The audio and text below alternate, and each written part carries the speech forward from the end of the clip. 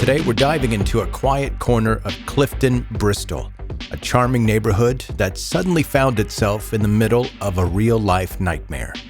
Our story begins with Joanna Yeates, a young landscape architect with Christmas plans, cider in the fridge, and a boyfriend out of town for the weekend.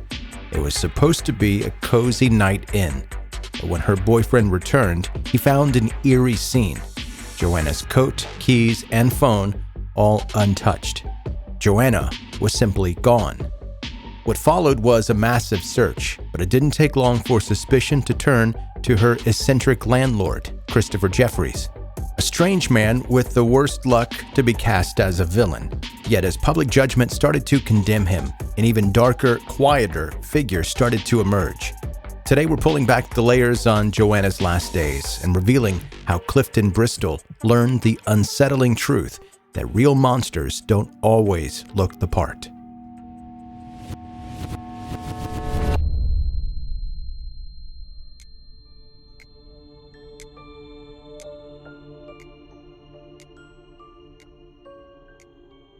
Joanna Claire Yeates had a lot going for her.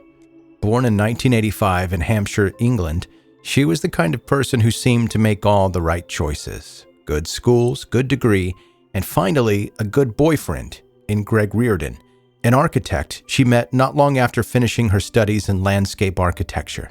Things were looking up for Joanna and Greg. They moved into a cozy place on the ground floor of a converted house in Clifton, Bristol, an area known for its picturesque streets and charmingly ancient homes that seemed to stare down at you, judging. You could almost hear them mutter, "This is Bristol, not some quaint mystery novel." Joanna and Greg's flat was part of a house divided into three. Their landlord, Christopher Jefferies, a retired school teacher with a strong resemblance to a mad professor from a children's book, lived directly above them. And on the top floor was Vincent Tabak, a Dutch architect with a steady job and a steady girlfriend. For about a year, everything went along in blissful, unremarkable harmony. The trio seemed like the perfect professionals-only household. Then came December 2010, and, as we all know, December is the month when the plot thickens, whether we're ready or not. On December 16th, Greg headed to Sheffield to spend a few days with family, leaving Joanna to herself for the weekend. By December 17th, she was out and about in Bristol. CCTV cameras captured her moving throughout the city. She had drinks with friends at a pub, stopped at Bargain Booze to pick up cider, and grabbed a pizza. Just a normal Friday night. Everything's neatly captured on video, almost as if documenting her steps for a citywide game of Where's Joanna? She was last seen walking toward her home with shopping bags, but from that point, no one else saw her alive. Fast forward 2 days to Greg's return. He walked into the flat, probably expecting the scent of that margarita pizza wafting in the air or some vague sign of life at all. But instead, he was met with silence. Joanna's coat, her purse, her keys, they were all there, right there where she'd left them. It was like she'd just vanished. When Greg called her phone, he could hear it ringing from inside her coat pocket. He called again, same ringing, no answer. At that point, alarm bells began to ring, literally and figuratively. Greg, along with Joanna's family, reported her missing, and just like that, the search was on. Police, volunteers, and neighbors scoured Clifton, looking for any trace of her. Joanna's face quickly appeared on news bulletins, and as the days passed, her story gained traction. The media loved it. A young woman alone, missing around the holidays. Reporters hovered, cameras rolled, and Joanna's family made public pleas for information. The Yeates family, naturally, was desperate for answers. The nation watched, hoping for a holiday miracle, but the days crept on with no sign of Joanna. Then, Christmas Day, supposedly the one day of the year meant for goodwill, family, and mince pies, served up a grim revelation. A couple walking their dogs near a quarry outside Bristol stumbled upon something lying in the snow. It was Joanna's body, frozen by the winter chill, dressed only with her pink shirt partially pulled up. The weather had preserved her, almost as if holding on to some terrible secret that no one wanted to hear. An autopsy confirmed what many had feared. She had been strangled to death. At this point, the investigation kicked into high gear.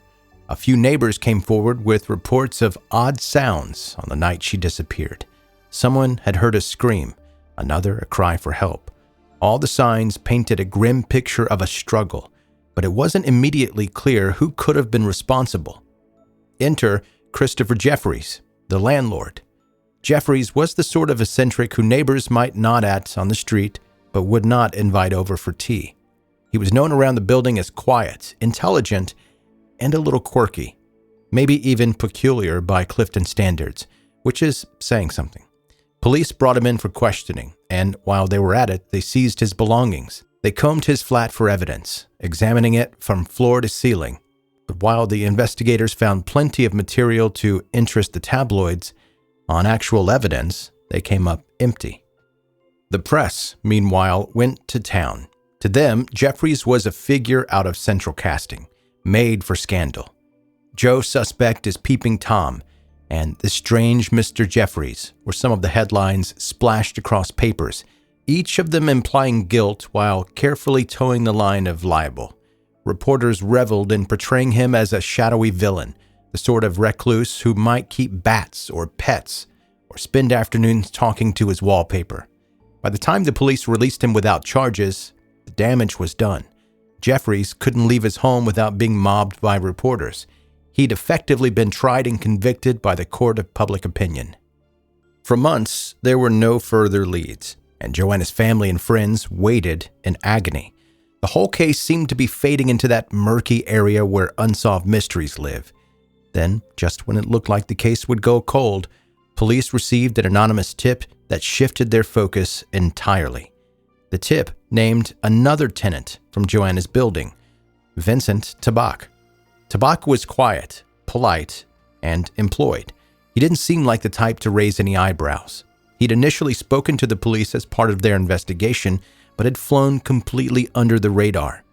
Now, under the spotlight, Tabak's facade began to crack. Investigators uncovered a troubling internet history. Tabak had been visiting escort sites and, more disturbingly, had an apparent fascination with violent, sadomasochistic pornography, including scenes of women being strangled. Police found images saved on his computer of women bearing a resemblance to Joanna, with one particularly unsettling image showing a woman wearing a pink top pulled up in the same manner as Joanna's. The evidence was damning enough for police to arrest him. Though he initially denied involvement, he later admitted to a prison chaplain that he'd killed Joanna, claiming that it had been by accident. This admission did nothing to relieve the public outrage. Instead, it only deepened it. People wanted justice, and they wanted the full truth. In court, Tabak pled guilty to manslaughter, but the prosecution argued for a murder conviction, describing in harrowing detail the evidence of Joanna's struggle and the 43 injuries she'd sustained. The court agreed, finding Tabak guilty of murder. He was sentenced to life in prison. During the investigation, authorities also uncovered a trove of child pornography on his laptop, which added further months to his sentence. As for Christopher Jefferies, his life had been upended. Though he was eventually exonerated, the experience left a lasting mark. He sued several major news outlets for defamation, and, to some degree, justice was served. He won his cases, settling out of court with several publications. His story became a cautionary tale about media ethics and the dangers of jumping to conclusions. In the end, Joanna's story lingers as a haunting reminder of life's unpredictability and the darkness that sometimes hides just beyond the familiar. Her case brought more than just shock and sadness. It exposed the disturbing ease with which public judgment and media narratives can turn innocent people into villains. Christopher Jefferies, once her unassuming landlord, saw his life dismantled overnight. Tabloids cast him as a sinister figure, reveling in the sensationalized headlines and quietly ignoring his innocence until the damage was irreversible. Years later, he remains a stark example of how quickly society rushes to paint someone as a monster, when in reality, he's merely eccentric. Then came the real monster, Vincent Tabak, hiding in plain sight. The quiet neighbor from upstairs who nodded politely in the hallway and blended seamlessly into Bristol's professional class, concealed a darkness no one could have foreseen. His conviction for Joanna's murder brought closure, but did little to fill the void left by her loss. For her family, holidays will never be the same, forever tinged by the painful memory of those agonizing days when she was missing, and by the grief of knowing that her life was taken so senselessly. Clifton itself changed too, forever altered by the knowledge that danger can emerge from even the most familiar faces. The community, once confident in its safety, was left with a bitter truth. We can never fully know those around us, nor can we entirely guard against tragedy. Joanna's life became a story, tragically famous, woven into Bristol's history, but it's a tale that needed no embellishment or spin. It stands as a stark reminder of our vulnerability, the dangers of hasty judgment, and the painful weight of lives interrupted.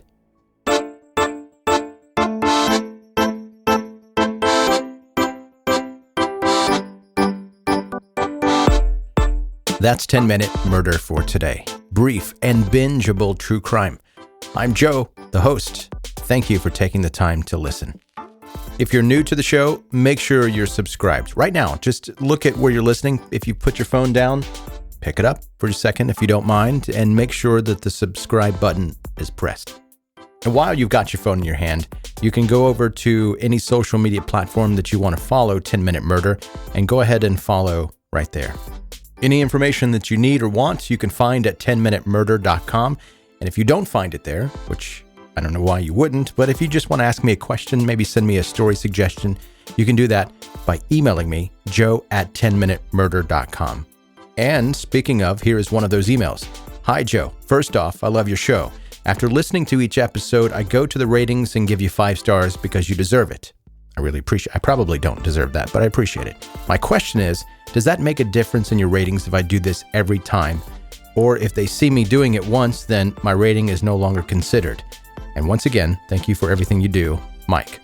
And Mike, first of all, you have no idea how much I appreciate that. That's some serious dedication. Leaving me a review and 5 stars after every single episode, and we're like hundreds and hundreds of episodes in. Mike, you're doing some serious heavy lifting on behalf of the show, and I really appreciate it. However, I think if you do it one time, I think if you rate and review it one time per platform, then that's good enough. So if we're talking, I don't know what place you're listening. This is hypothetical. If you're listening and rating on Apple Podcasts, if you do it one time, it sticks. It stays there. If you listen on Spotify, you can rate there as well, and it'll stick and it'll stay there. You don't have to do it every single time for every single episode. Now, I do know that there are a couple platforms where you can rate each individual episode, and if that's where you're listening, then yeah, by all means, do it to it. But if not, just one time is enough. And again, this is the 3rd time I'm saying this, but Mike, wow, I really appreciate you. All right, that's going to do it.